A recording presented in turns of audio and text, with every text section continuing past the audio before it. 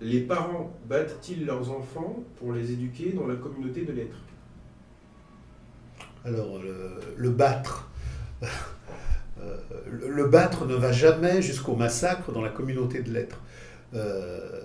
Pour comprendre la réponse que je vais fournir à votre question, faut poser de manière plus générale le problème de la sanction. Le problème de la sanction. Alors, est-ce que dans la communauté primitive, est-ce que dans la communauté organique et demain dans une communauté restaurée, il y aura des systèmes de sanctions qui s'exerceront sur les enfants? Alors, oui et non. Dans la communauté primitive, dans la mesure où il y a immanence, il n'y a pas de commandement, il n'y a pas d'imposition, il n'y a pas d'ordonnancement qui serait extérieur. Les enfants, comme les adultes, sont dans une immanence qui fait que le culte ludique du dépasser le terrain prescrit n'est pas instauré parce qu'il n'y a pas cette concurrence pathologique du monde contemporain. Aujourd'hui, quand on pose le problème de la sanction, on pose le problème de la sanction pour l'accepter ou la récuser par rapport à une ligne rouge, bleue ou verte qui est posée par rapport à l'enfant, et on considère qu'il y a des lignes que l'enfant ne doit pas dépasser. Alors les lignes que l'enfant ne doit pas dépasser, on nous dit qu'il faut lui expliquer qu'il ne doit pas les dépasser, et si jamais il les dépasse, il faut le sanctionner parce qu'il les a dépassés. Donc ça existe dans une société comme celle d'aujourd'hui qui est totalement aliénée par le fétichisme marchand. Ça existe aussi dans les sociétés traditionnelles parce que la dialectique aliénatoire qui va produire le monde contemporain y existe aussi.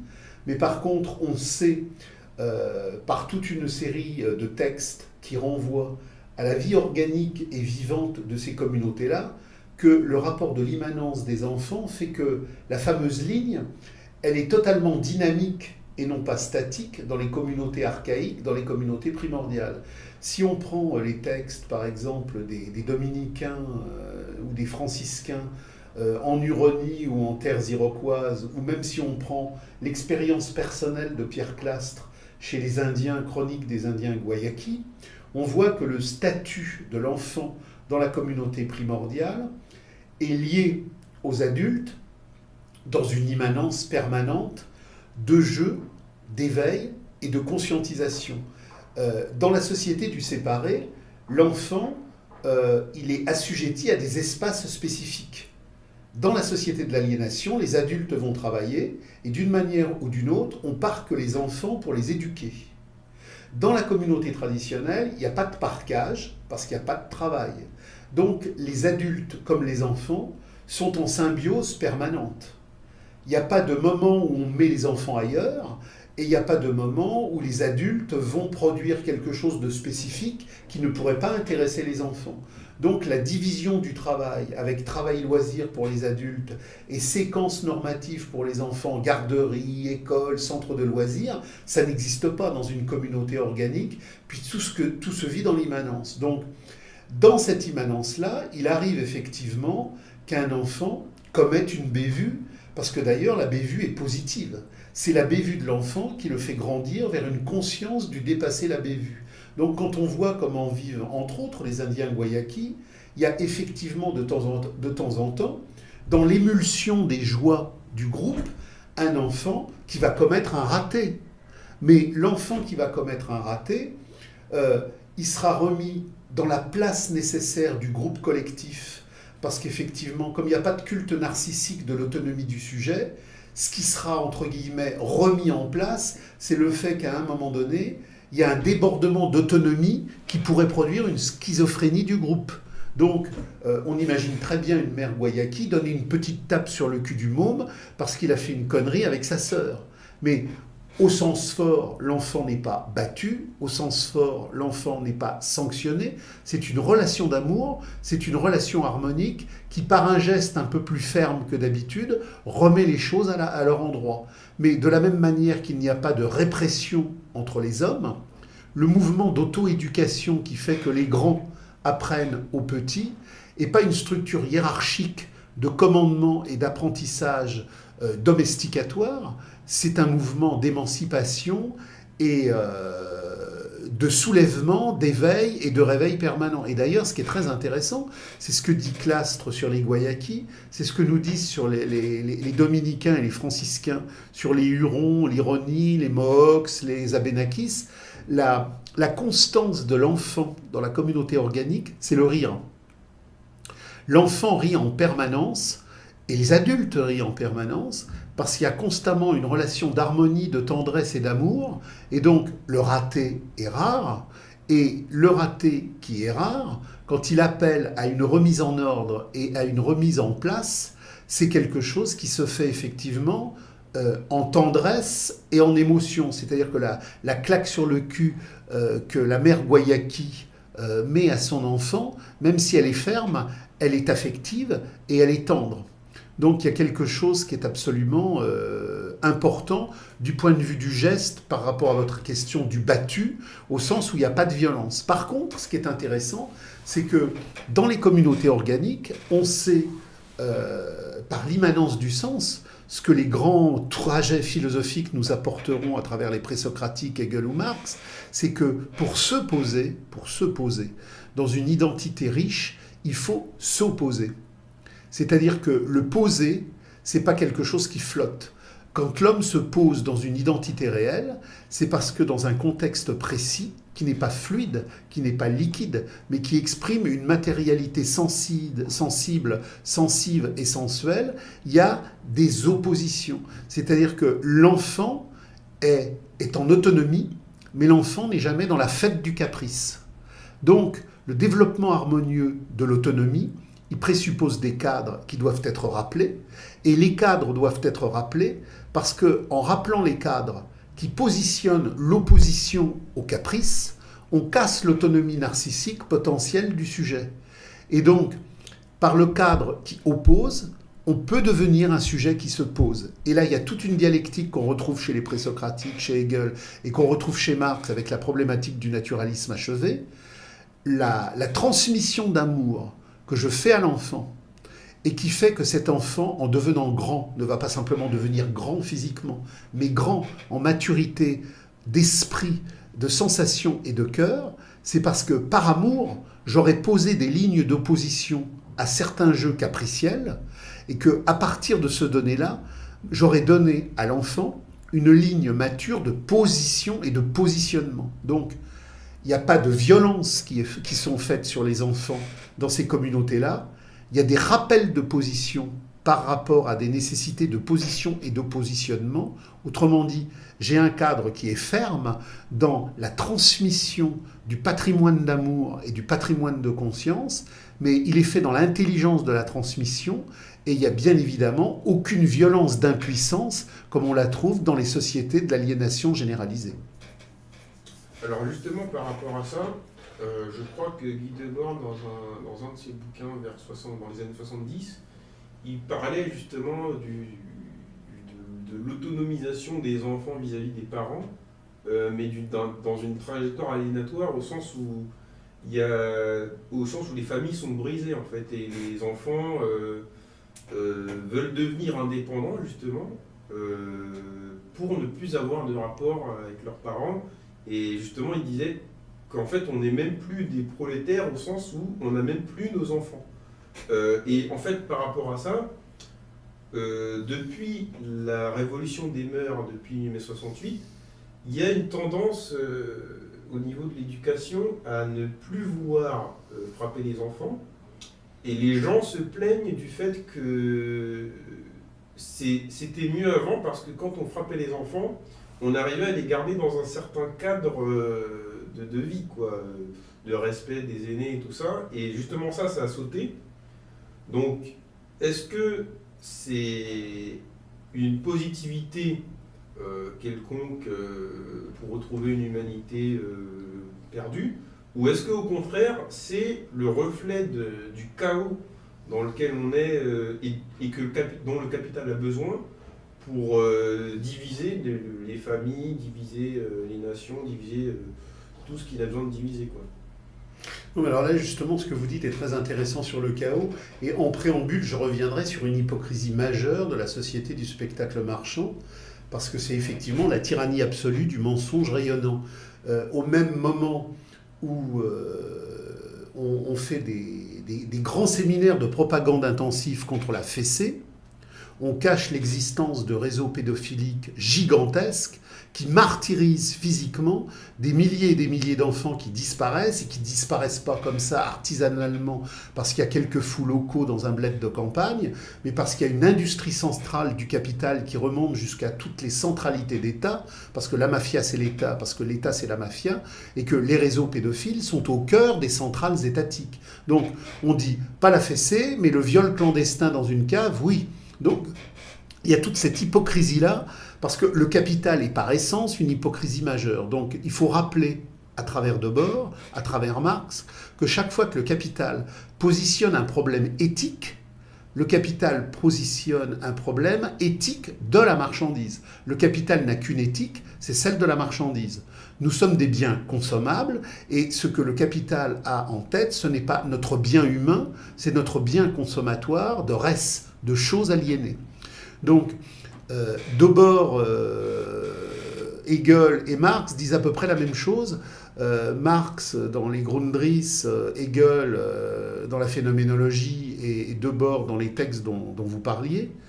On pourrait le résumer par cette phrase: pendant des millénaires, les enfants ont ressemblé à la ligne parentale. Autrement dit, qu'est-ce qu'un enfant en termes de ressemblance historique? C'est une production de vie qui ressemblait à son père et à sa mère, et qui ressemblait donc au père, puisque c'était les pères, dans cette structuration-là, qui formalisait le lignage. Il convient désormais que les enfants ne ressemblent plus à leurs parents ni à leur père, mais à l'argent. Et c'est la phrase de Debord, je crois que sa phrase exacte, c'est « Désormais, les enfants ne ressembleront plus à leur père, ils ressembleront à l'argent ». Et on le trouve chez Marx et on le trouve chez Hegel. Ça veut dire que pour la première fois dans l'histoire de l'humanité, la naturalité de notre existence est brisée. Marx nous rappelle que dans les communautés primordiales, nous sommes dans le naturalisme achevé, et que dans le communisme, nous retrouverons le naturalisme achevé, que dans les sociétés traditionnelles, nous sommes dans un naturalisme brisé, et que dans la société du fétichisme marchand, dont la domination réelle de la dictature démocratique est la phase supérieure, nous sommes dans l'antinaturalisme achevé.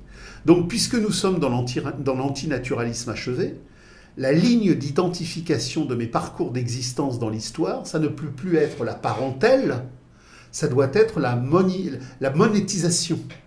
Donc, un enfant aujourd'hui, effectivement, ressemble à l'argent. Il ne doit plus donc ressembler aux parents des générations antérieures qui exprimaient, même si c'était de manière encore incomplète, la naturalité, puisqu'on est dans le devenir absolu de la réification, de la chosification, de la transhumanité réifiée de l'abrutissement universel. Donc, un enfant doit ressembler à l'argent. Donc, la critique de la famille, la critique des relations parents-enfants, la critique des cheminements d'autorité et d'intelligence qui faisaient que les parents transmettaient par une norme d'autorité, l'auctoritas, la réalité des choses doit être brisée. La seule autorité, c'est pas l'autoritas de la vie, de la jouissance, de la naturalité, c'est celle de l'échange et du développement aliénatoire dans le culte de la marchandise. Donc la remise en cause du pouvoir traditionnel des familles sur leurs enfants n'est pas faite pour émanciper les enfants dans une jouissance humaine supérieure, elle est faite pour que leur jouissance humaine soit pleinement intégrée dans le dispositif de la marchandise. Et le rôle de l'école, le rôle des garderies, qui a pour matrice première de retirer l'enfant le plus tôt possible, le plus tôt possible. On retire à 5 ans, on retire à 4 ans, on retire à 3 ans, on retire à 2 ans. Maintenant, avec les crèches, on peut les retirer à 4 mois. Il faut absolument retirer l'enfant de la filiation pour le mettre dans la filiation monétaire du dispositif républicain de la démocratie du capital. Donc, il faut extirper l'enfant de la cellule familiale, parce que dans la cellule familiale, même la plus abrutie, il peut y avoir encore des relents de contestation humains sur une base humaine par la transmission de l'enfant, du père et de la mère à sa vie. Donc, on a un dispositif de kolkhoz éducatif. Le capitalisme a des formes de contrôle étatique absolu, et en même temps qu'il met en marche des formes de contrôle absolu, il faut qu'il dévalorise l'image du père et l'image de la mère, en montrant que toutes les autorités qui viendraient de là sont négatives, que par contre l'autorité qui vient de l'argent est émancipatrice. Donc tout ce qui rappelle les traditions de l'avant, ou dans les cellules familiales, et dans les cellules familiales élargies, par rapport à la réalité d'un monde paysan, par rapport à la réalité d'un monde ouvrier, avait vécu des contestations, des remises en cause, des trajectoires de signification radicale, tout ça doit être balayé dans un gigantesque mélange, dans un grand melting pot, où le seul référentiel sera le culte de l'argent. Donc, tuer la cellule familiale, tuer l'histoire de la famille, parce que toutes les grandes contestations ouvrières et paysannes sont aussi parties de la cellule familiale, parce que c'est là que, parce qu'il y a un amour de transparence sans autre intérêt que l'amour de l'autre, il y avait effectivement des vécus de trajectoires subversives. À partir du moment où l'identification de l'enfant n'est plus la cellule familiale des trajectoires d'amour, mais la cellule sociale des trajectoires financières, le robot adulte de l'abrutissement citoyen est déjà programmé dans le laboratoire des écoles et des crèches, où la vampirisation de la normalisation citoyenne se met en mouvement. Non, c'est pour ça quand on voit aujourd'hui dans une grande surface, au moment où on passe aux caisses, des enfants qui traînent par terre, qui hurlent, qui crient, dans la mentalité normative traditionnelle d'il y a 50 ans, ça n'existait pas. C'est-à-dire que la déconstruction des attitudes et des modes de reproduction basés sur un véritable respect de savoir se tenir. Se tenir, c'est effectivement un positionnement révolutionnaire. Hegel, Marx parlent du tenir. L'homme debout qui se tient, c'est parce qu'il a été dans son enfance en situation d'apprendre que parce qu'on se tient, on est debout, et que parce qu'on est debout, on a un tenir. Le capital, il veut des matrices rampantes. Et comme le capital veut des matrices rampantes, le cheminement éducatif libertaire du capital, c'est l'enfant apprend par lui-même et fait ce qu'il veut dans tous les territoires où il veut aller. Et donc, la catégorie normative, c'est le caprice festif.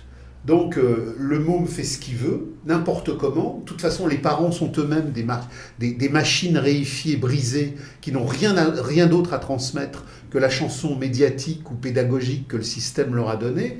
Donc, ce qu'il faut bien comprendre, c'est que dans la société d'aujourd'hui, société d'aliénation, société de mensonges, société de vampirisation par la marchandise, avoir un enfant, c'est avoir pour tâche première de le protéger de la tyrannie marchande qui veut le dévorer.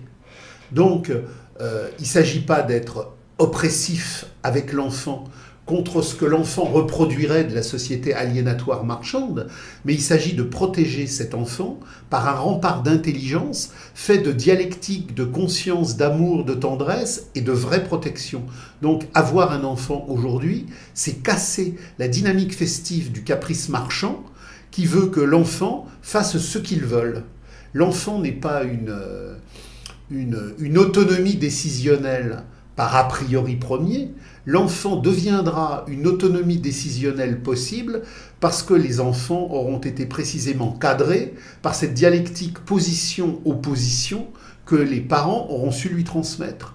Donc, j'ouvre le champ infini du savoir et de la tendresse parce que je cadre par des positions et des oppositions la réalité des choses. Et quand effectivement j'ai un môme qui se roule par terre aux caisses d'un supermarché, ce que l'on voit maintenant de manière rituellement généralisée, c'est l'indice de cette déstructuration comportementale qui fait que le capital, en ayant de premier niveau des caprices enfantins généralisés, aura demain des immaturités généralisées, des docilités généralisées et des compulsions consommatoires universalisées.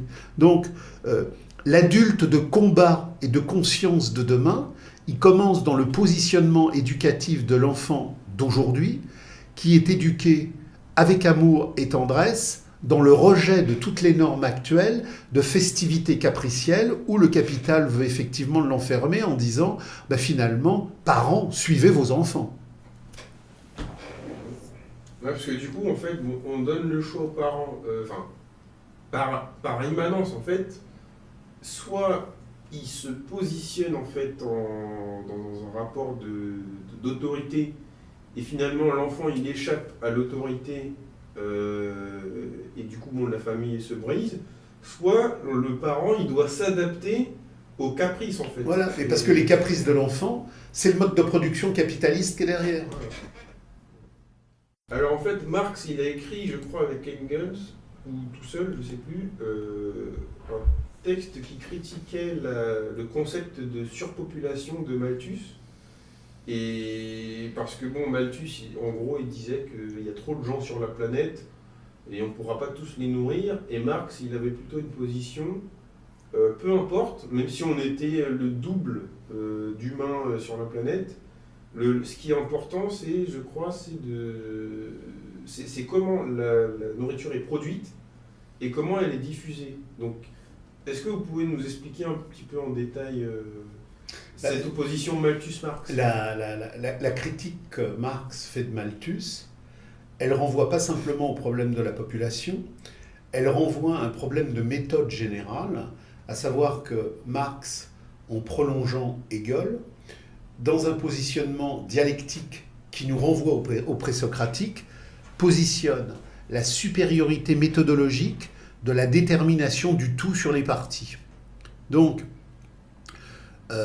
vous avez des auteurs qui, sur le problème de la démographie et des variables de population, croient, parce qu'ils sont dans l'idéologie de l'économie politique de la mystification, que les problèmes de population auraient quelque part une autonomie. On a la même chose pour tous les courants aliénatoires des catégories du capital. Vous avez des philosophes qui s'imaginent que la philosophie est autonome. Vous avez des démographes qui croient que la démographie, elle est autonome. Mais ce que montre Marx en reprenant Hegel, c'est qu'il n'y a pas d'autonomie à aucune manifestation historique, quel que soit le temps de sa manifestation autre que sa relation au développement des forces productives. Donc, il n'y a pas de loi de population. Il n'y a pas de loi de formalisation politique. Il n'y a pas de loi de développement philosophique. En toute matière, sur tous les terrains où l'homme manifeste sa présence, il n'y a jamais de problématiques qui puissent être autonomes. C'est exactement comme moi quand je reçois des patients. Le scénario familial des blessures, des névroses, des enfermements du couple et du sujet n'ont pas d'autonomie. Le scénario familial retrace le scénario mondial de l'aliénation universelle. Quand dans un couple ou quand dans une individualité donnée émerge une blessure, une cassure, une brisure, contrairement à ce qu'une vision étroite et psychologisante, carcérale voudrait nous faire croire, la solution du problème n'est pas dans le creuset du scénario familial. Elle est dans la mise en relation du scénario familial avec le scénario universel du devenir historique des forces productives de l'aliénation mondiale. Autrement dit, si quelqu'un va mal, c'est pas parce que son scénario familial lui a fait blessure, c'est parce que son scénario familial est simplement la caisse de résonance des blessures mondiales de l'aliénation historique en mouvement. Le problème de la population, c'est exactement la même chose. Il n'y a pas des phénomènes de population qui se baladent de manière autonome dans l'histoire en fonction du fait que les gens ont beaucoup d'enfants ou n'ont pas beaucoup d'enfants. Le développement historique des forces productives de la natalité et de la mortalité épouse le niveau de développement historique des forces productives de la matérialité historique de leur temporalité correspondante. Donc, ce que montre Marx, c'est que les lois du développement du capital ont positionné à un moment des lois de développement de la démographie adéquates au capital. Et donc, la surpopulation, ça n'existe pas. Il y a des surpopulations qui sont des constructions dialectiques de l'histoire à un moment donné par rapport au développement des forces productives du capital. Et le fameux problème de la surpopulation relative à un moment donné, qui pose d'ailleurs la problématique de l'armée de réserve, montre bien que dans une dialectique très précise de l'aliénation en mouvement et de la problématique de la valorisation, le capital a besoin justement d'une surpopulation. Donc, contrairement à Malthus, qui voulait faire de la démographie, quelque part, une structure fondamentale de l'histoire du devenir humain, Marx a montré que la démographie et le développement des devenirs de population, ça n'existe pas en soi. C'est toujours lié au développement du capital. Et quand on prend par exemple la surpopulation, pour reprendre le mot médiatique du crétinisme universitaire qu'on a vu émerger dans les années 50, 60 en Afrique ou en Inde dans des régions données, elle est adéquate au devenir du capital, puisque la médicalisation de populations qui étaient condamnées à mourir à un moment donné et qui sont soignées par le développement de la science, ça correspond à une nécessité capitaliste de moderniser le temps social et de développer des populations nouvelles pour des besoins nouveaux, qu'ils soient factices ou réels, au regard de l'universalité en mouvement du capital. Donc, quand le capital est à un niveau historique où il a besoin de, la population monte, et quand le capital, sur un registre donné, n'a pas besoin qu'une population monte, mais qu'elle stagne, elle stagne, et s'il a besoin que cette population régresse, elle régresse. Donc, ce qu'il faut comprendre, c'est que le développement démographique d'une humanité donnée à un moment donné est lié au développement des forces productives, de la matérialité constitutive de ce moment donné. Quel est le rôle de l'écologie dans la société contemporaine ? Alors, le rôle de l'écologie dans la société contemporaine, c'est le rôle que toute structure médiatique ou que toute obligation morale de conditionnement mise en mouvement par le capital a, c'est d'organiser la servitude volontaire et la reproduction du fétichisme marchand. L'écologie, c'est pas une catégorie révolutionnaire. L'écologie, c'est une catégorie essentiellement contre-révolutionnaire et marchande. Écologie, ça nous renvoie à l'oikia. Et l'oikia, c'est la maison propriétarienne lorsque les communautés primordiales ont été dissoutes et qu'on a substitué au produire pour la vie le produire pour le travail. Donc la maison propriétarienne, elle a donné naissance pendant des millénaires, pendant des siècles, à l'économie. L'économie, c'est le produire du divisé, c'est le produire du scindé, c'est le produire de l'aliéné, c'est le produire de l'échange, et au bout de la course, c'est le produire, le mode de production capitaliste qui ne produit pas pour les besoins humains, mais qui produit uniquement pour les besoins solvables de la reproduction du capital. Et au XIXe siècle, le développement du capital, de la même manière qu'à un moment donné de son histoire, il a produit l'économie comme conscience fausse de la réalité aliénée, il a produit aussi l'écologie comme conscience fausse de la réalité aliénée à valoriser en protection de l'environnement. La pensée radicale, elle regarde la nature comme un cosmos, comme une totalité organique, comme une unité totale où nous sommes en communion avec l'être de la nature. La nature n'est pas un environnement. La nature est notre substrat dialectique dans le naturalisme achevé. La pensée écologique est une pensée de protection de l'environnement. C'est une pensée de protection des ressources qui émerge dans les savoirs faux et les savoirs aliénatoires du capital au XIXe siècle, en prolongement des dévastations économiques. L'écologie est le supplément d'âme de l'économie. La pensée révolutionnaire radicale, à travers Marx et à travers les courants radicaux qui vont jusqu'à Debord, à socialisme ou barbarie, à pouvoir ouvrier et à tous les groupes issus de la radicalité contemporaine, est une pensée qui veut restaurer la communauté humaine dans la sacralité du cosmos radical, pour un monde sans argent, sans État et sans production aliénée. L'écologie, c'est l'inverse. L'écologie, c'est la protection de la société marchande qui veut protéger l'environnement des dévastations et des excès de la marchandisation. Alors, on a inventé un nouveau produit mystificateur, c'est l'écologie radicale. l'écologie radicale serait une écologie plus radicale en ce sens qu'elle remettrait en cause un certain nombre des données de la capitalisation, entre autres la croissance et ce genre de choses. Mais la marchandise, qu'elle soit croissante ou décroissante, ne nous intéresse pas. La marchandise, quelles que soient ses formes évolutives, c'est toujours la dépossession de l'homme et c'est toujours la radicale mutilation de la nature. Donc, ce qu'il faut comprendre, c'est que nous n'avons pas à rentrer dans les catégories d'amélioration du capital si nous avons une pensée subversive qui va au sens profond de la vie des hommes.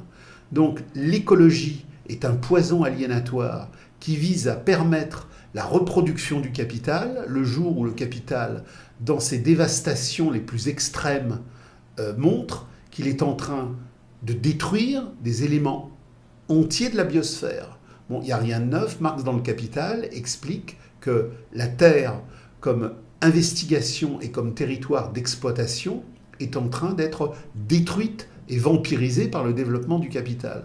La solution à la vampirisation de la nature, c'est pas l'écologie, qui n'est qu'une science annexe de la marchandisation despotique, c'est effectivement la révolution humaine radicale qui détruit l'argent, qui détruit l'État, et qui n'est pas écologique, mais qui est cosmique, et qui est l'expression du naturalisme achevé.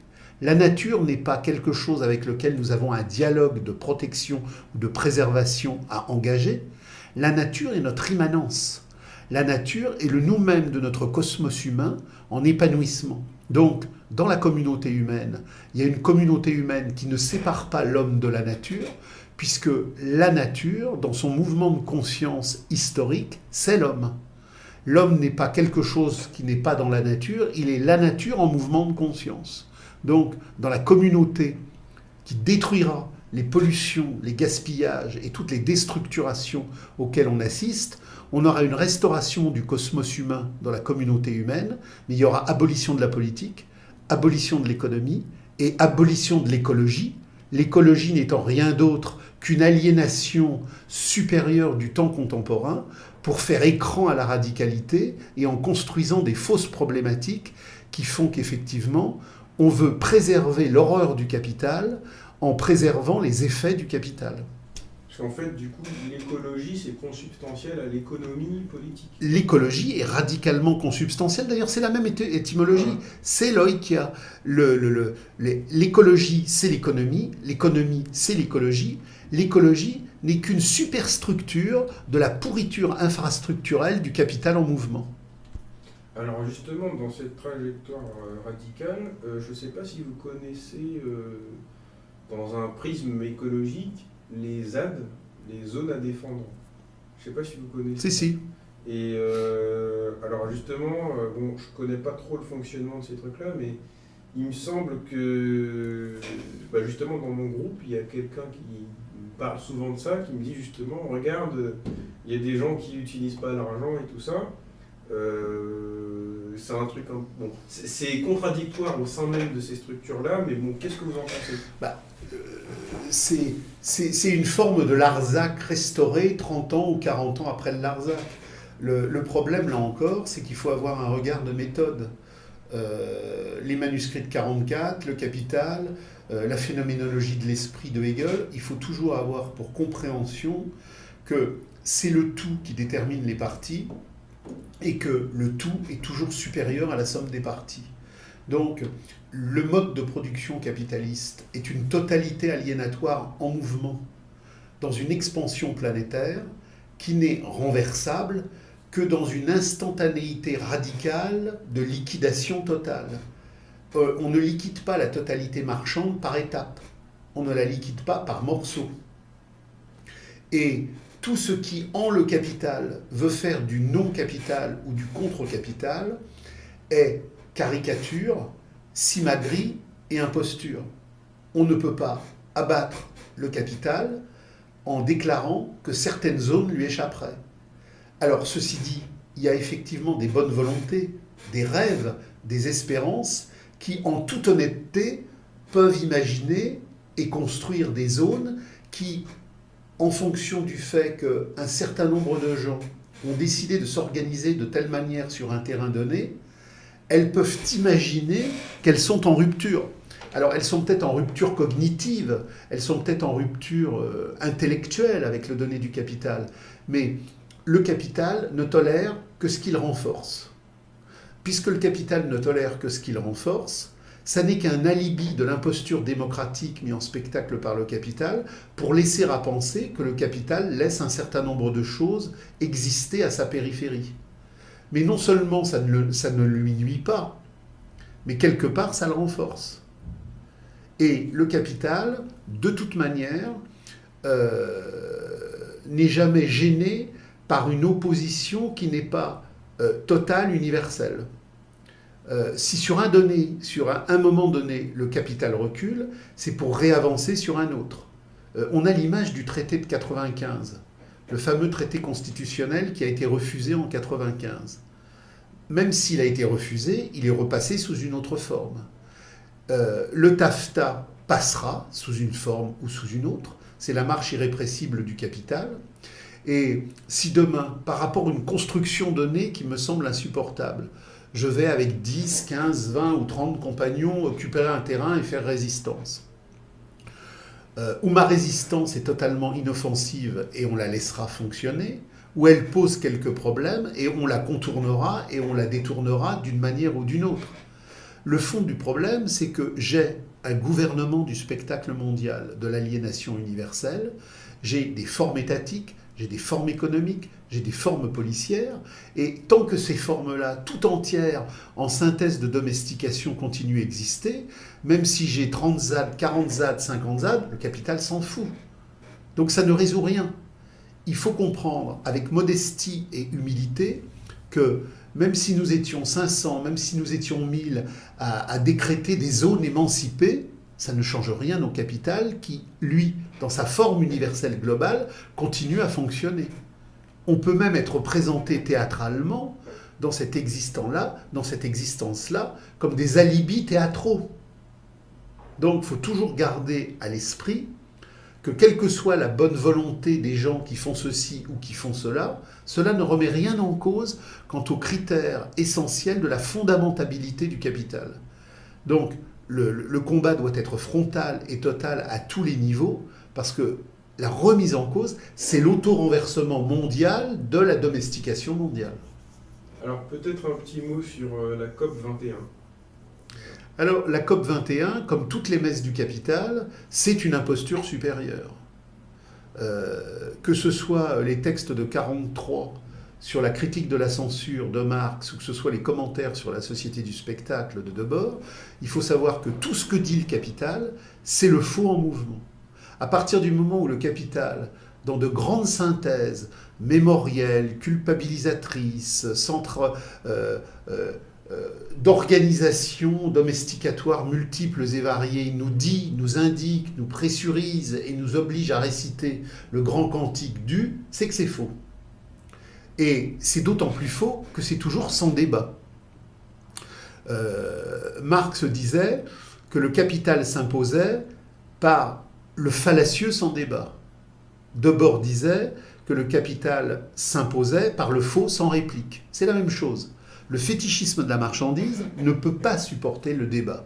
Et ce que le capital appelle le débat, c'est la rencontre plurielle, soliloquente, de même variation.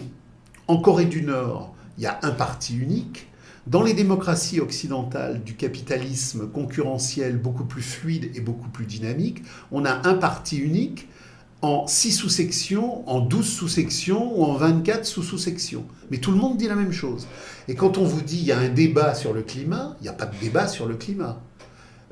Il y a une vérité officielle qui est celle de l'imposture mondiale du gouvernement du spectacle mondial.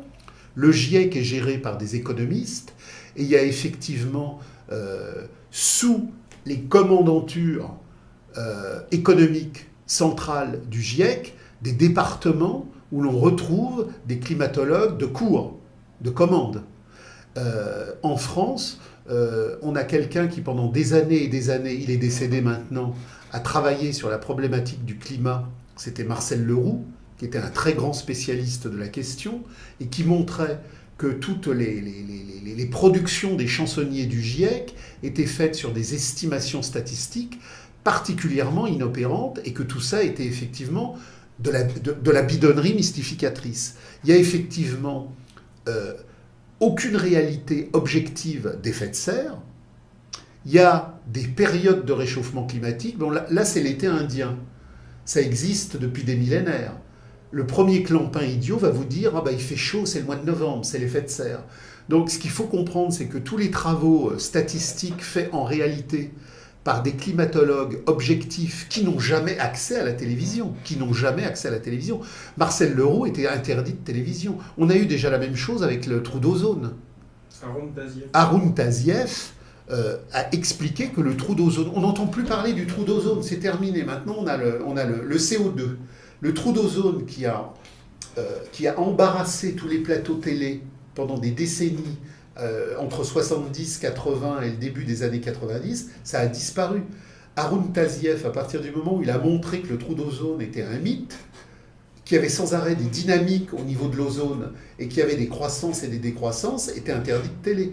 Donc, la science du capital et l'obscurantisme de la mystification fétichisme de la marchandise, et elle se voit, pour diagnostiquer le faux, sur le fait qu'il n'y a pas de débat.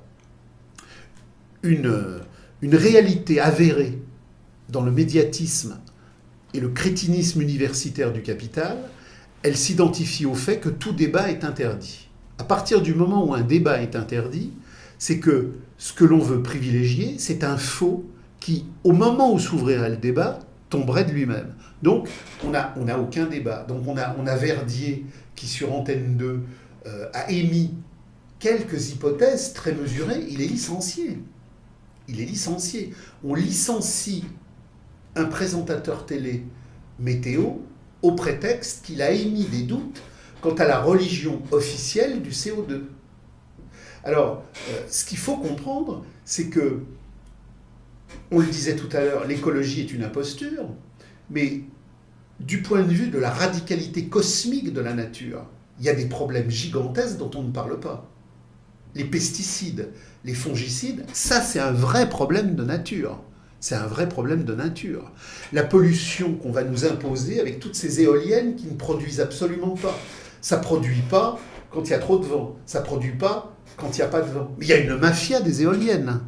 C'est-à-dire qu'aujourd'hui, on va nous mettre des éoliennes partout, non pas parce que ça résout un problème climatique ou ça résout même un climat énergétique, c'est que dans le discours du fallacieux rayonnant imposé par la dialectique de la marchandise triomphante, il y a aujourd'hui toute une industrie de l'éolienne qui va rentabiliser l'imposture de sa valorisation à travers ce style de discours.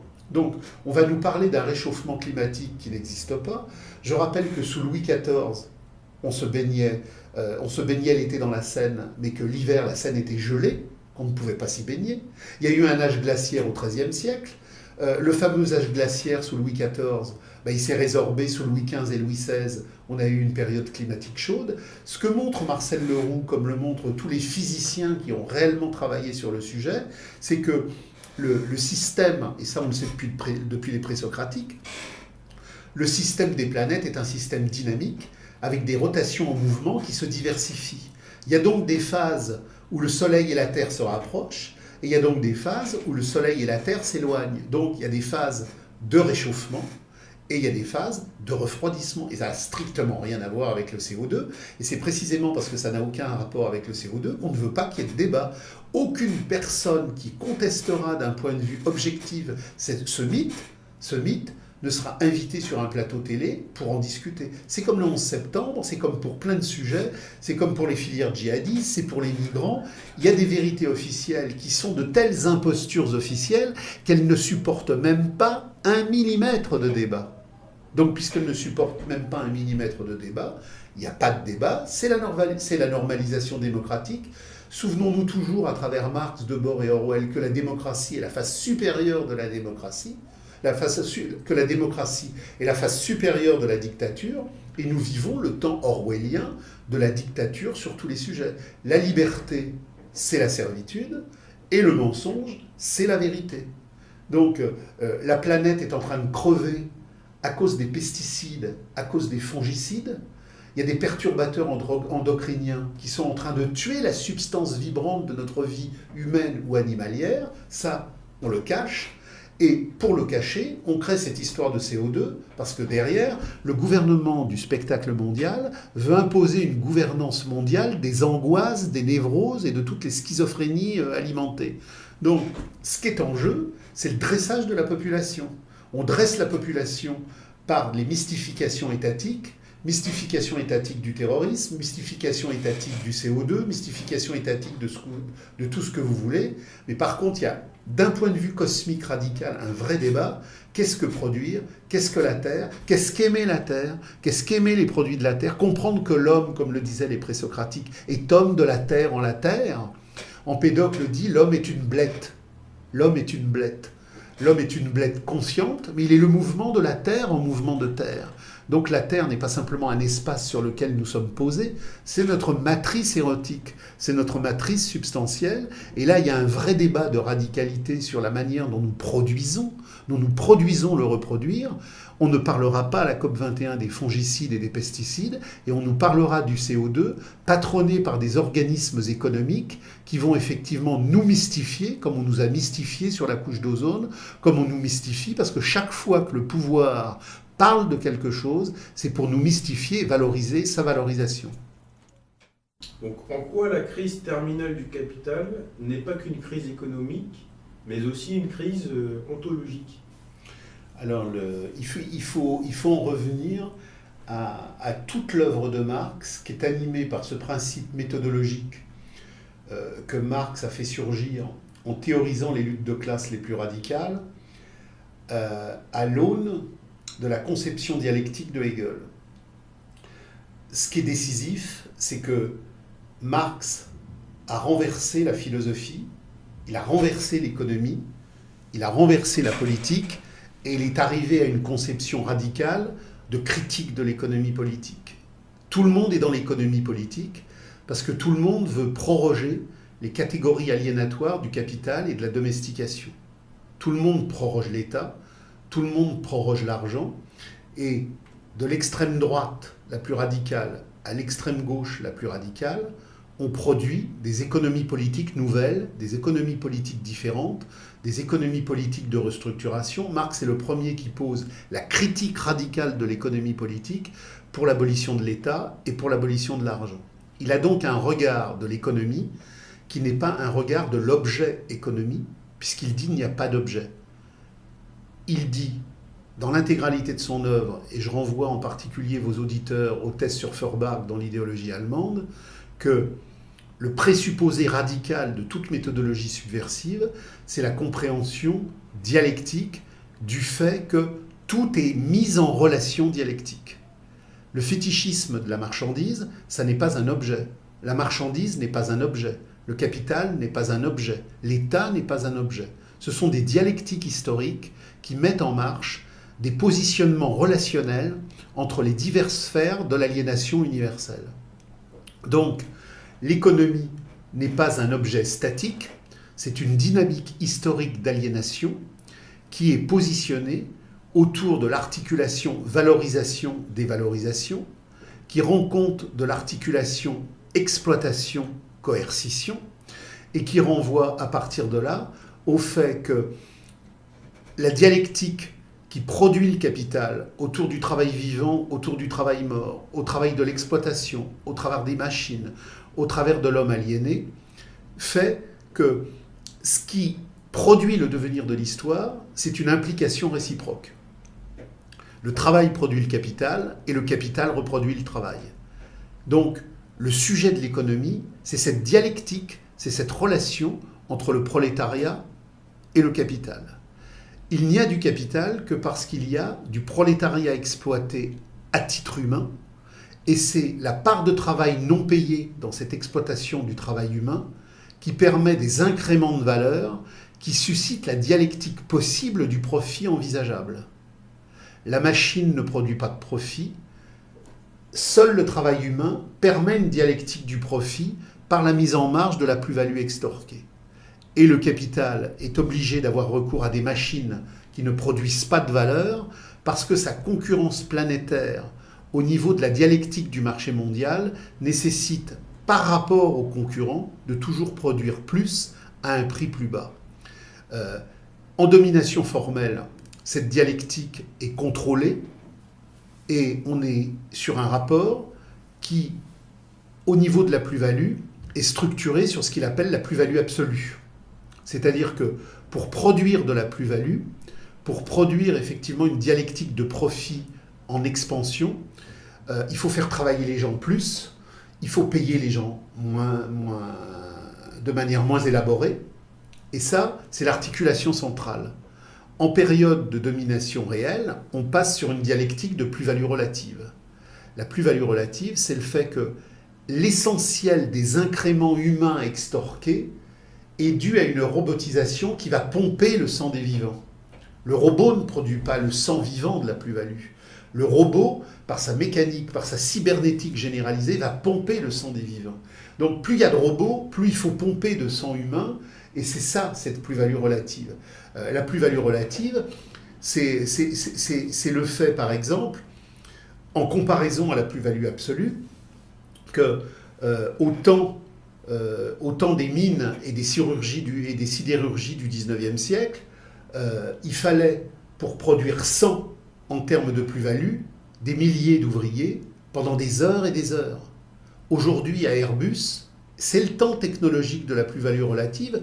Pour produire la même chose, il suffit parfois de 10 minutes, avec simplement 2 ou 3 salariés. Et c'est pour ça que Marx insiste sur le fait, contrairement à l'ultra-gauche champapieriste contemporaine, que l'ouvrier le plus exploité, c'est l'ouvrier européen des mégapoles technologiques les plus concentrés et les plus modernes, c'est pas le chiffonnier de Calcutta.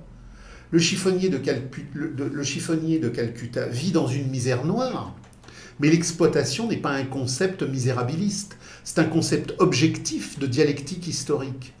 Donc, si j'ai un regard humanitaire, je dis effectivement que l'ouvrier de Calcutta, dans son quotidien, est dans une crasse abominable, qu'il n'a pas de quoi manger, qu'il n'a pas de quoi se vêtir, qu'il n'a pas de quoi vivre. Je peux dire ça. Mais je ne peux pas dire qu'il est plus exploité que l'ouvrier métallurgique des firmes industrielles les plus modernes d'Europe. C'est le contraire. Parce que même exploité en plus-value absolue, comme il l'est, l'ouvrier de Calcutta ou de Bombay, produit en termes de plus-value extorquée 2. Alors que le sidérurgiste moderne qui a ses 3 frigidaires et sa maison de campagne, il produit 6000. Donc, ce que nous apprend Marx, c'est que ce qui est important, c'est de voir le salaire relatif et non pas le salaire réel ou le salaire nominal. Le salaire nominal, c'est la somme que je touche. Le salaire réel, c'est la somme que je touche au regard du mouvement des prix. Mais le salaire relatif, c'est ce que je touche au regard de ce que je produis comme incrément de valeur. Et donc, le salaire relatif dont ne parlent jamais les réformistes, qui est le salaire radical, le salaire réel qui témoigne de l'exploitation, c'est le salaire qui dit l'abîme entre la masse de profits produits par l'ouvrier moderne européen des grandes concentrations industrielles et le salaire qu'il touche. Alors bien évidemment, le salaire qu'il touche est bien plus élevé que celui du chiffonnier de Bombay, mais dans le comparatif somme donnée, profit produit, c'est là qu'est le grand écart. Donc, toute cette dialectique mondiale qui fait que la machinerie du capital se met en mouvement, elle permet au capital d'avancer, elle permet au capital de se développer et d'intégrer la totalité de la planète, mais il y a un moment donné où la contradiction entre le travail machine et le travail homme est telle que le capital, pour compenser la baisse de son taux de profit, la baisse du taux de profit vient du fait qu'il y a de plus en plus de machines et de moins en moins d'humains, le capital est obligé de faire le contraire de ce qui le valorise à la racine pour pouvoir compenser, vendre et conquérir des marchés. Il y a donc un moment où la baisse du taux de profit est telle que les saturations du marché sont gigantesques. Donc le capital, aujourd'hui, dans cette phase de domination réelle achevée, où le capital est lui-même, le capital n'est plus, comme dans sa période de domination formelle, un hybride, quelque chose qui est à la fois lui et ce qu'il y avait avant, il est purement lui-même. Il est dictature absolue de sa contradiction valorisation-dévalorisation, machine-travail humain, et il est en train d'atteindre, malgré les 2 guerres mondiales, malgré les restructurations, malgré les chaos monétaires, malgré les chaos terroristes, et malgré toute la débauche de crédit qui s'est mise en marche, un point où la production de sa reproduction devient absolument impossible. Et c'est là où se pose le problème de qu'est-ce que la révolution. La révolution, dit Marx, c'est pas simplement le moment où l'économie ne peut plus se reproduire, c'est le moment où l'économie politique de l'existence humaine asservie ne peut plus se reproduire. Donc, le moment où le capital rentre dans cette crise terminale, c'est l'objectivité impossible réellement advenue du procès d'auto-présupposition du capital. Le procès d'auto-présupposition du capital, c'est cette dialectique interactive entre le travail qui produit le capital qui produit le travail. D'ailleurs, pour ça que les luttes réformistes qui ne développent pas une radicalité permettant le renversement, elles témoignent à la fois du mécontentement ouvrier et de la vie humaine qui traverse l'aliénation, mais elles sont aussi un agencement qui permet au capital de se moderniser. La lutte réformiste est à la fois le cri des hommes qui n'en peuvent plus, mais elle est en même temps une technique au niveau de la dialectique du capital pour se moderniser. Parce que chaque fois qu'une lutte réformiste a abouti sur un champ donné, elle oblige le capital, dans la dialectique du taux de profit, à mettre en marche des mesures de modernisation qui vont encore accélérer la baisse du taux de profit. Donc le capital, dit Marx, c'est un serpent qui se mord la queue. Chaque fois qu'il bute sur une impossibilité, il la résout, mais en créant une impossibilité supérieure. Et on a donc à un moment donné la fameuse crise terminale, la crise cataclysmique, non plus de phase capitaliste en tant que telle, mais du mode de production capitaliste en tant que tel. Et cette crise radicale qui pose la possibilité de l'émergence révolutionnaire, elle la pose parce que le capital abolit son auto-présupposition. Le capital, au moment où il ne peut plus valoriser son développement parce que les marchés sont totalement saturés, qui a la crise du crédit qui s'est retournée sur lui-même, il est dans une crise objective qui le rend impossible de valoriser sa valorisation. Et ça devient en même temps une crise de l'humanité aliénée. Il n'y a donc pas quelque chose qui fonctionnerait en deux temps. Une crise d'infrastructure, les gens qui sont jetés à la rue et puis qui commencent à bouger comme ça mécaniquement. Ce n'est pas une mécanique, c'est une dialectique. C'est une dialectique de conscience parce que c'est une dialectique de position et d'oppositionnement. Donc la crise terminale, c'est la crise par laquelle le capital ne peut plus reproduire sa valorisation. Mais la valorisation de l'économie politique, c'est aussi la valorisation de la domestication. Et c'est parce que la crise de la valorisation de la reproduction économique en tant que circulation de marchandises produit la crise de la circulation des marchandises humaines domesticatoires que le mouvement du surgissement révolutionnaire est possible. Donc l'automouvement n'est pas une mystique éthérée. L'automouvement du prolétariat est la conséquence logique et dialectique de la crise de l'automouvement du capital devenu impossible. L'autoprésupposition du capital qui s'invalide, elle crée le procès de caducité de la marchandise, et le progrès de caducité de la marchandise devient le progrès de caducité de la domesticité et de la domestication. Donc les gens ne se mettent pas à bouger comme ça par un déclic magique, mais c'est parce que la crise de la conscience fausse devient généralisée, et que la crise de la conscience fausse, qui est la crise du capital en mouvement, produit par son renversement l'émergence universalisée et universalisante de la conscience vraie.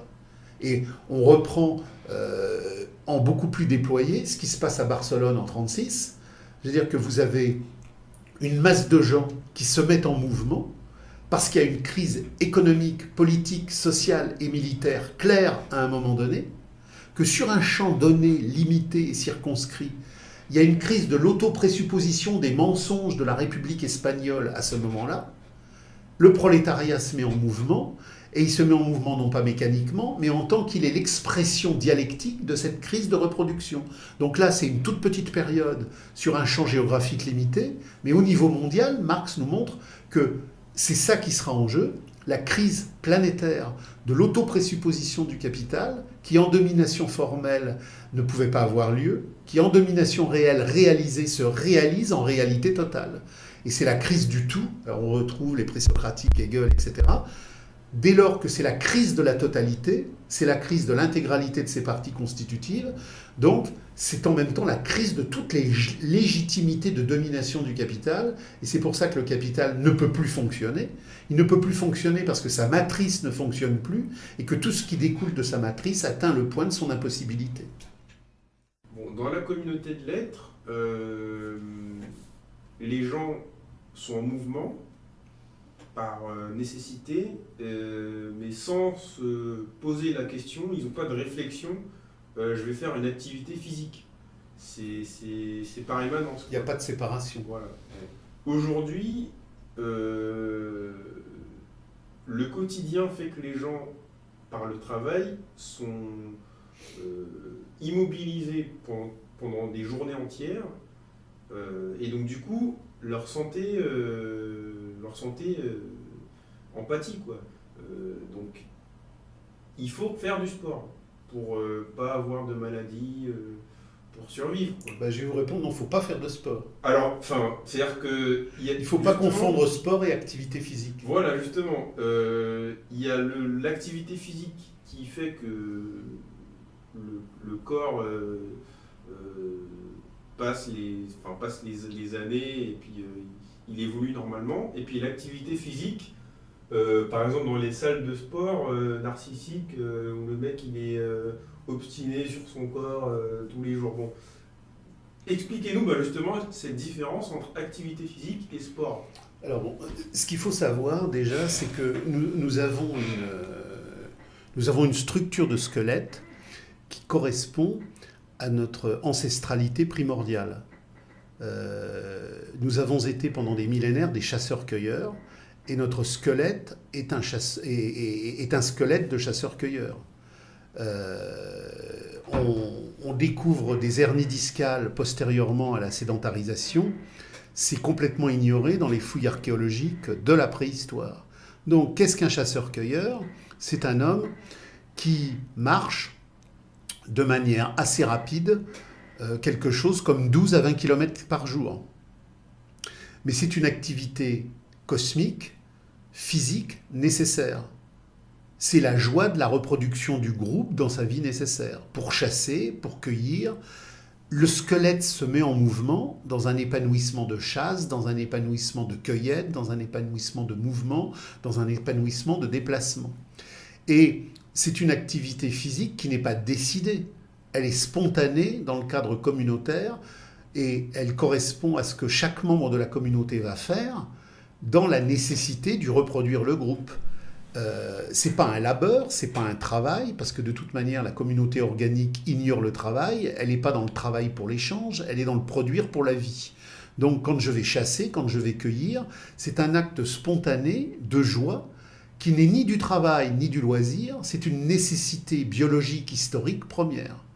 Et donc, cette nécessité-là, elle est inscrite dans la mémoire profonde de notre structure osseuse et corporelle.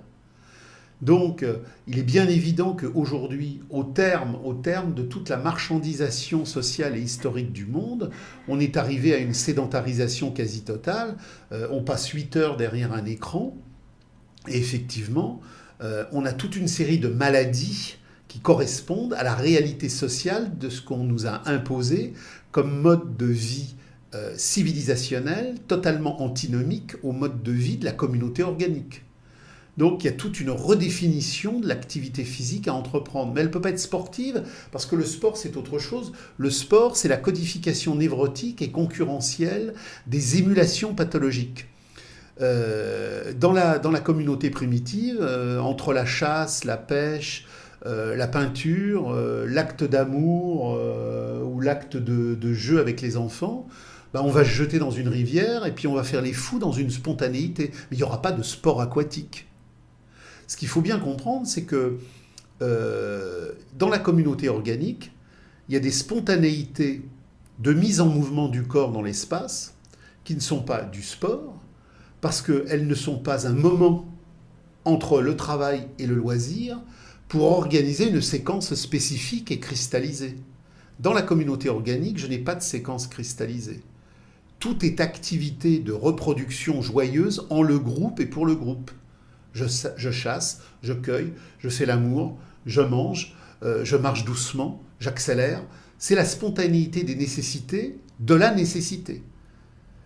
Progressivement, dans les sociétés traditionnelles, qui donc vont, à partir de la révolution néolithique, mettre la grande domestication de l'humanité en mouvement jusqu'aux révolutions capitalistes du XIIIe siècle, puis ensuite toute la modernité marchande qui découlera de la révolution capitaliste de 1789, le corps, va être cloisonné, claustré dans des formulations sociales, dans des enclosures historiques et aliénatoires qui font que le tout premier dont nous ont tant parlé les présocratiques va être scindé. L'unité brisée du cosmos premier, c'est aussi l'unité brisée des activités et c'est aussi l'unité brisée du corps. Donc, on va progressivement produire un certain nombre de champs présportifs qui seront des défouloirs collectifs. Je veux dire qu'il y a déjà une marge entre le jeu de la soule au XVe, XVIe siècle, qui est l'ancêtre à la fois plus ou moins du football et du rugby, avec les jeux antérieurs et les pratiques qui ne sont ni sportives ni ludiques, par exemple des aborigènes. Il faut bien comprendre qu'au début, j'ai même pas d'activité ludique parce qu'il n'y a pas de fête. La fête, elle naît de cette rupture d'harmonie qu'il faut que, pour compenser les moments tristes, j'organise des moments gais. Mais dans la communauté organique, il n'y a pas de fête. Parce que la joie collective est une permanence de l'immanence. La fête va naître quand justement l'unité première brisée va nécessiter des moments de recomposition complémentaires et contradictoires à la dépossession. On aura dans l'Antiquité romaine et grecque des fêtes, et plus la décadence urbaine détruira les restes de communautés antérieures, plus la fête prendra son importance, plus les jeux prendront leur importance, plus l'activité physique sportive codifiée prendra son importance. Donc, ce qu'il faut bien voir, c'est que notre corps a bien évidemment besoin d'activité physique, mais je dirais d'une activité physique intelligence en le cosmos. Le mec qui court sur du bitume en se bousillant la colonne vertébrale avec un petit compteur débile sur le bras droit pour mesurer le temps qu'il fait aujourd'hui par rapport au temps chronométré il y a 2 jours, alors effectivement, ça bouge, mais c'est complètement aliénatoire. C'est le continuum du travail dans une forme aliénatoire diversifiée à l'envers. Les salles de gym, c'est pareil.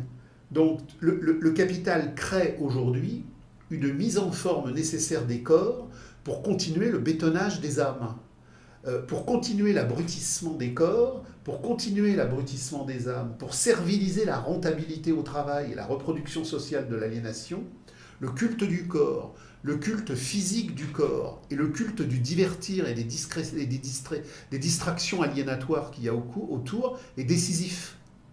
Donc rien n'est neutre. Tout ce qui a lieu dans la société capitaliste de la tyrannie de la valeur est fallacieux et anti-humain. Et l'activité physique sportive ou parasportive, telle qu'elle est organisée aujourd'hui concentrationnairement par les loisirs du capital, est aux antipodes de l'activité physique générique et cosmique. Quand vous partez dans la plaine avec votre chien et que vous marchez et que vous respirez le soleil, que pendant 1 heure ou 2, vous contemplez la nature et que vous articulez votre corps au souffle de la terre.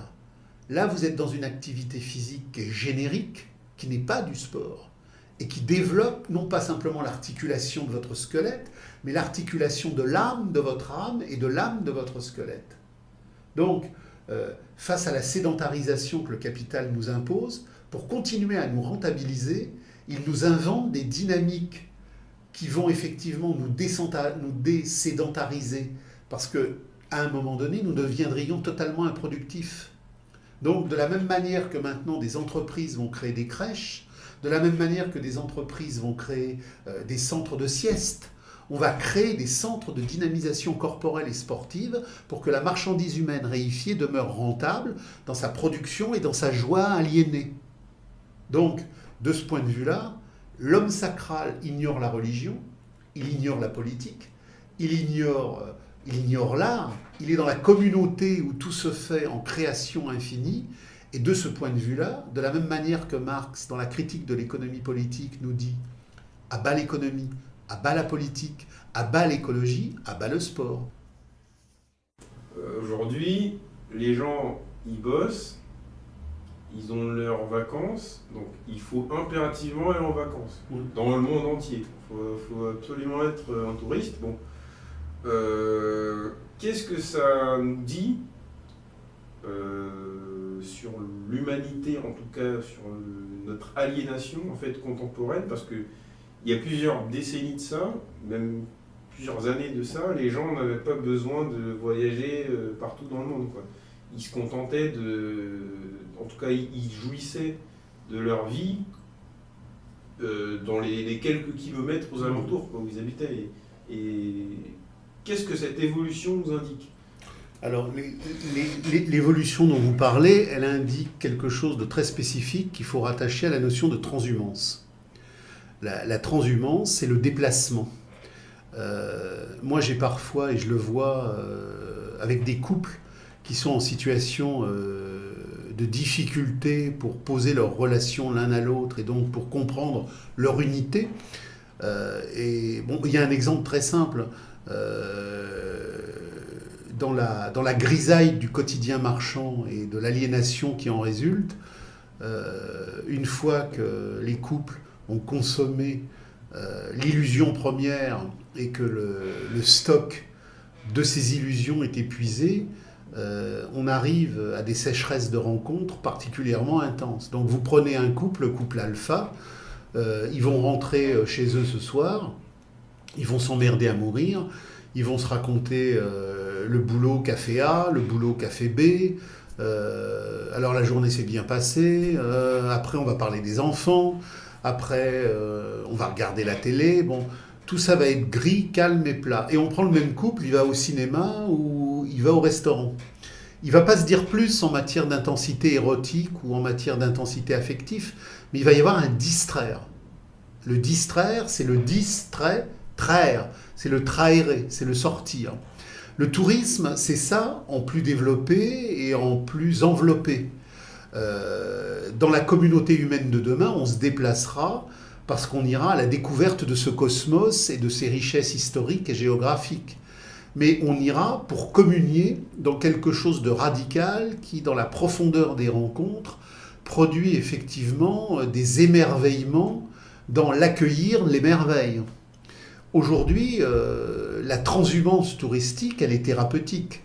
C'est-à-dire que, au terme d'un cycle d'aliénation au travail, la machine doit être recomposée. Elle doit être recomposée productivement pour le travail, mais elle doit être recomposée pour l'unité narcissique du couple et pour l'unité narcissique de chaque individu aliéné. Donc la transhumance, c'est effectivement, au-delà du restaurant, au-delà du cinéma, le grand voyage annuel. Où il y a aussi des petits voyages annuels. Il y a les vacances de février, les vacances de Noël, etc. Donc il faut régulièrement, et le système y veille, que l'homme réifié, l'homme chosifié, l'homme éteint, l'homme sans jouir réel, organise des plaisirs factices. Donc le divertir est une machine à programmer l'industrie qui va essayer de neutraliser les angoisses. Parce que dans la grande errance de la réification contemporaine, l'angoisse, l'angoustia, le resserrement, le souffle coupé, le souffle brisé, le souffle domestiqué, c'est quelque chose qui est problématique. Dans la communauté organique, il n'y a pas de dépression, il n'y a pas de suicide, il n'y a pas de neuroleptique. Dans la société contemporaine, le dressage social, la matrice servile du champ salarial présuppose toute une série de techniques de distanciation, de distraction, de divertissement pour faire écran à la misère du monde et à l'abondance de la misère du monde. Donc le tourisme est un champ d'accumulation privilégié de la métaphore distractive. Et il faut comprendre que quand on dit ça, on ne fait pas une critique du fait que l'on puisse aller regarder ailleurs. On fait une critique du fait que dans ce monde et dans la matrice d'angoisse qui préside aujourd'hui à l'ordonnancement des servitudes volontaires, l'acte d'aller voir ailleurs tel qu'il est enrégimenté par le champ touristique contemporain est nécessairement un regard aliéné qui regarde des relations aliénées. Il ne peut pas y avoir de tourisme radical, il ne peut pas y avoir d'écologie radicale, c'est ce qu'on a dit tout à l'heure. Le tourisme est une partie, est une des catégories de l'économie politique de l'aliénation. Donc dans la communauté émancipée, nous irons déambuler sous toutes les latitudes du monde pour communier au cosmos et à la relation humaine, mais il n'y aura plus de tourisme en tant qu'activité séparée, aliénée, du distraire déambulatoire. Parce que justement, je crois que De Boer, il parlait de ça dans les premières décennies où il faisait des textes, il disait que justement, en fait, c'est à la fois une valorisation sociale, de dire on est allé dans tel endroit, Bien sûr. et en même temps, c'est un regard de surface sur le lieu où on se rend, en fait. Parce que justement, il n'y a pas de communion profonde avec l'espace où on se rend. Et alors, à l'époque contemporaine, hein, vous avez raison, en plus, à l'accumulation du spectacle aliénatoire qui nous emmène tourister dans une accumulation de regards distractifs pour recomposer la machine de servitude, on voit des gens qui photographient 500 trucs. On voit des gens qui photographient 600 trucs. Et pour chaque truc, il y aura 500 photos. C'est-à-dire que la profusion aliénatoire est sans limite. Mais c'est la profusion d'un regard sur un objet, c'est pas la profusion d'un regard sur une relation. Donc il n'y a aucune compréhension de l'histoire, il n'y a aucune compréhension des saveurs, il n'y a aucune compréhension des distinctions. Et quand vous avez du tourisme élaboré, culturel, pour la nomenclature narcissique de la représentation des vraies cultures, c'est encore pire, parce que vous avez des voyages touristiques de haute dimension culturelle. Donc là, on va enfermer les gens dans le crétinisme universitaire de la marchandise, dans un savoir totalement asubversif, mais qui va leur donner l'illusion qu'ils ne sont pas effectivement les veaux du commun. Il y a donc le tourisme pour tout le monde, et puis il y a un tourisme culturel supérieur. Mais c'est la même chose, c'est la reproduction à l'infini d'une humanité qui passe à côté d'elle-même, et qui, pour ne pas voir qu'elle passe à côté d'elle-même, n'arrête pas de passer partout ailleurs. Déjà, est-ce qu'il y avait de la jalousie dans la communauté de l'être? Et est-ce que justement dans la société de l'avoir, la jalousie, elle n'a pas pris une forme un petit peu délirante, aliénatoire, maladive, quoi? Donc, essayez de nous expliquer un petit peu l'évolution de... Mais alors, ce qu'il faut bien comprendre, c'est que la communauté organique ne doit pas être comprise comme un paradis informel. C'est-à-dire que quand on dit dans la communauté organique, il n'y a pas d'aliénation, dans la communauté organique, il n'y a pas de conflit majeur et ça ne va jamais du point de vue individuel jusqu'à des situations tragiques, d'angoisse, de suicide, de pathologies lourdes, on n'entend pas par là dire qu'il n'y a pas de problème. Dans le spatial le plus immédiat, l'homme, qui est un animal évolué doté de conscience, n'est plus qu'un animal, mais il est aussi, de par son histoire, aussi un animal. Donc, il y a des problèmes de rencontre, il y a des problèmes d'espace, il y a des problèmes de froissement. Donc, dans la communauté organique, il y a nécessairement, à un moment donné, des gens qui ont des envies qui froissent les envies des autres et qui ont des envies qui chevauchent celles des autres. Que ce soit Marx et Engels à partir des travaux de Morgan ou à partir d'une compréhension historique dialectique, ou que ce soit Salins sur les Guayakis, ou que Salins sur les aborigènes, et Clastres sur les Guayakis, ou toutes les recensions des jésuites et des dominicains sur les Indiens d'Amérique du Nord, on voit bien qu'il y a des difficultés, des contradictions et des rencontres qui posent problème. La communauté organique n'est pas un paradis, parce que dans cette communauté organique, il n'y a pas des anges ou des dieux, mais des hommes. Et tout homme rencontrant un autre homme, dans la dimension de la rencontre, positionne toute une série d'actes, de sentiments, de sensations qui peuvent poser des antinomies. Donc la question, elle n'est pas de dire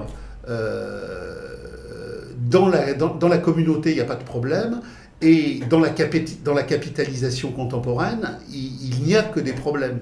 Le problème est de voir que toute communauté, toute rencontre, et c'est le sujet humain, parce que le sujet humain est une dynamique. Et que toute dynamique posée dans l'histoire, posée dans l'espace, qui rencontre d'autres dynamiques, rencontre des espaces, rencontre des histoires, qui posent des aspérités. Donc, il y a des conflictualités dans la communauté organique.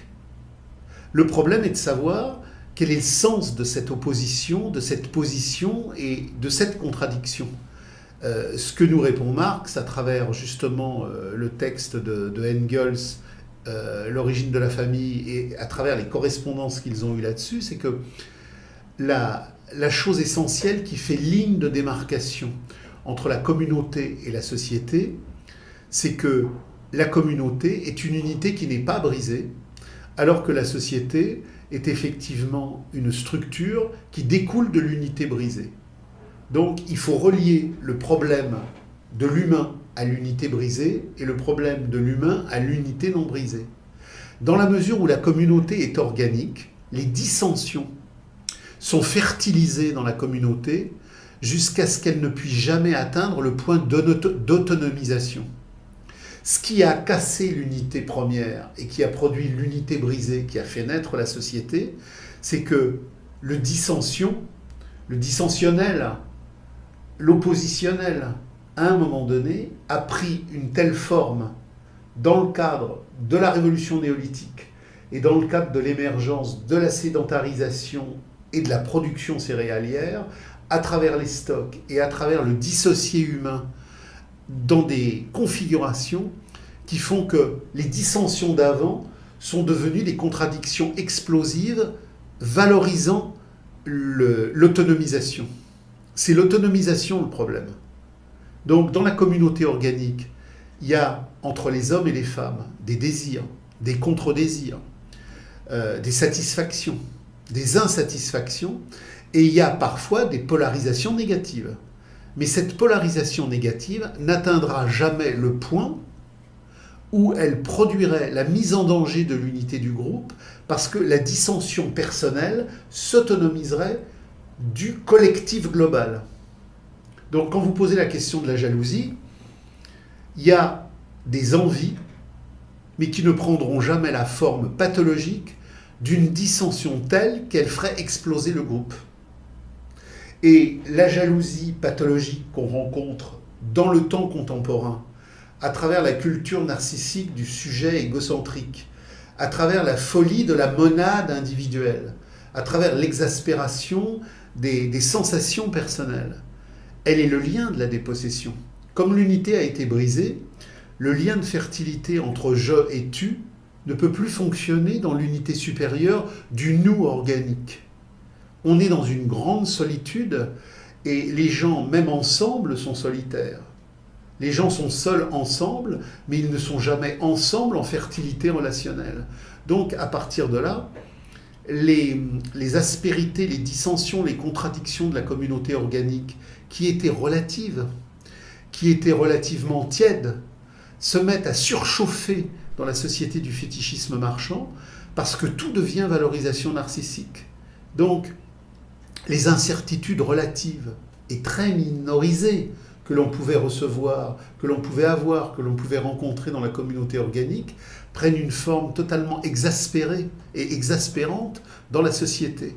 Donc, la jalousie pathologique dont vous me parliez, elle est la rançon de la grande angoisse. Quand je suis sûr de moi, je ne suis pas jaloux. Être jaloux, c'est ne pas avoir la certitude que le posé que j'ai posé avec l'autre est certain. Et il y a jalousie parce qu'on est dans la chasse ouverte de toutes les névroses aux névroses. Chaque homme est un chasseur de névroses et chaque autre homme est un chassé névrotique. Donc on est tous en train de chasser la complémentarité névrotique dans l'incertitude de la satisfaction, puisqu'il ne peut pas y avoir de satisfaction dans la société du fétichisme marchand.